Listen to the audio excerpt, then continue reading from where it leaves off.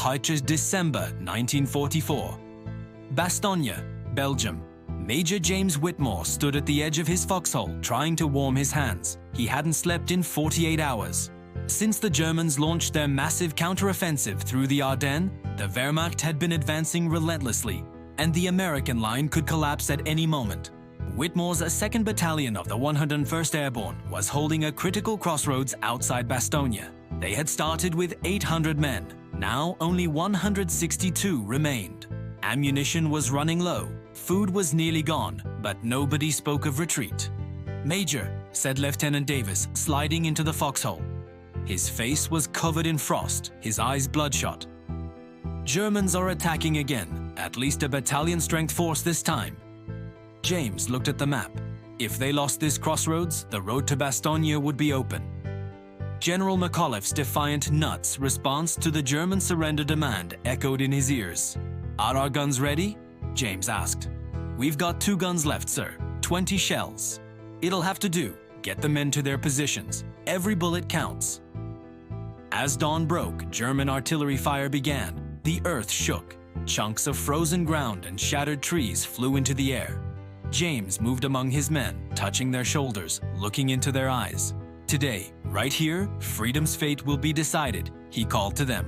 "Every one of you is a hero. Your children, your grandchildren will remember this day." When the bombardment stopped, gray-white winter uniforms appeared through the snowy fog. Hundreds of German soldiers, supported by machine guns, were advancing toward the crossroads. "Fire!" James ordered. American rifles began to speak. The first wave was repulsed. Then came the second. Then the third. The Germans had superior numbers, but the Americans were defending every inch. Around noon, the situation became critical. The left flank had collapsed. Sergeant Miller was pinned down in a crater with his last 5 men. They were out of ammunition and had used their last grenades. James didn't hesitate. "Davis, you have command," he shouted, and rushed to Miller's aid with 20 volunteer soldiers. The 40 yards of open ground they had to cross was hell. Bullets came from everywhere.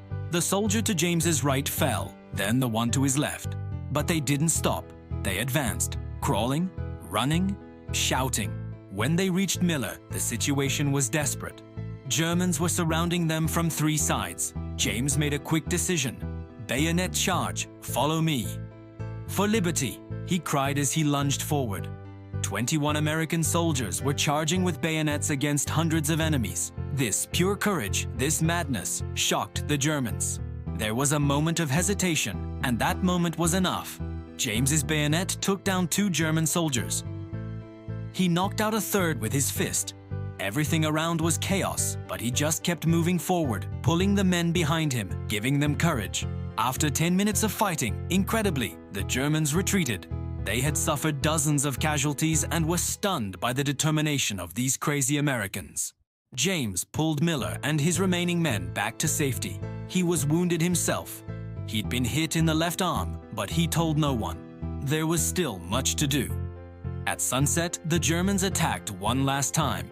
This time, there were tanks. Panzer IVs were rolling toward their position, and the American soldiers had never felt so outgunned. "Stay calm," James shouted. "Those tanks can crush us, but if they get through, Bastogne falls. We hold here." The 2 American guns, using their last ammunition, scored a hit on one of the tanks. The Panzer stopped and burst into flames, but the others kept coming. James grabbed his last grenade. "Cover me," he ordered, and jumped out of the foxhole. The tank was 20 yards away, 15 yards, 10 yards. James pulled the pin and threw the grenade under the tank's tracks. The explosion disabled the tank. But the shockwave threw James as well. When he hit the ground, he couldn't move. His legs weren't responding. A German sniper's bullet had hit his spine.